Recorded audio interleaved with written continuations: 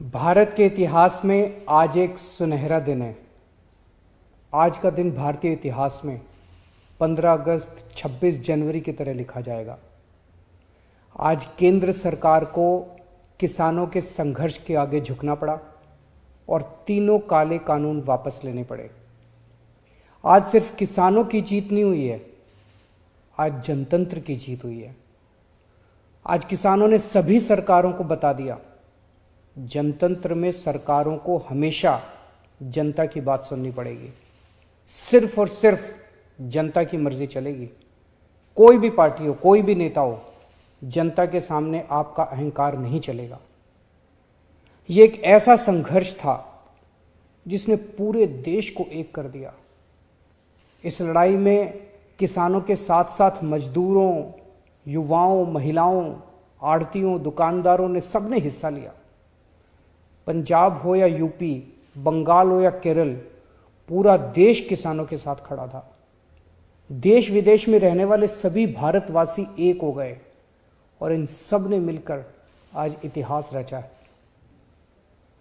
जिन्होंने धर्म जाति से ऊपर उठकर एक साथ सड़क पर तीनों काले कानूनों के खिलाफ ये लड़ाई लड़ी और आखिर में केंद्र सरकार को उनके आगे झुकना पड़ा, इन सभी की आज जीत हुई है।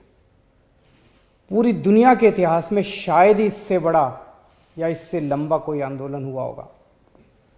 इतनी शांतिपूर्वक तरीके से इतने लाखों लोगों ने संघर्ष किया, कड़ी धूप में, ठंड में, बरसात में, पीछे नहीं हटे।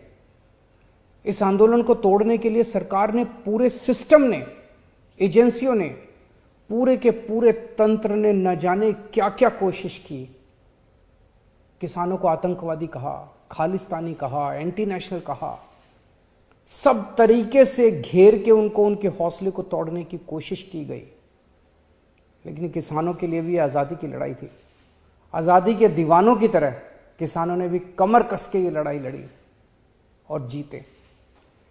किसानों के प्रबल साहस के सामने वाटर कैनन का पानी सूख गया, सरकार की लाठियां टूट गई, कीलें गल गई, लेकिन सरकार उनका आत्मविश्वास और जज्बा नहीं तोड़ पाई। आज एक बात का दुख है, बहुत दुख है, 700 से ज्यादा हमारे किसानों ने अपनी जान गंवा दी। इसकी जरूरत नहीं थी, इनकी जानें बचाई जा सकती थी अगर ये कानून पहले वापस ले लिए जाते। हमारे किसान भाइयों और बहनों को इतने महीने सड़क पर बैठकर ठंड में, बरसात में, धूप में तकलीफ उठाने की जरूरत नहीं होती। आज 700 से ज्यादा किसानों की जान चली गई, 700 से ज्यादा परिवार उजड़ गए। आखिर किस लिए? इन शहीदों को मेरा नमन है, इनके परिवार को भी मेरा कोटि कोटि प्रणाम है। मैं उनकी आत्मा की शांति के लिए वाहेगुरु जी से प्रार्थना करता हूँ, उनके परिवार के सभी कष्ट दूर करें। पर आपकी कुर्बानियों को ये देश कभी नहीं भूलेगा। आज का दिन हमारे देश के बच्चों और नौजवानों के लिए एक सीख है कि अगर सही नीयत से, शांतिपूर्ण तरीके से संघर्ष करो, फिर चाहे मंजिल कितनी भी कठिन और दूर क्यों ना हो, सफलता मिलती ही है।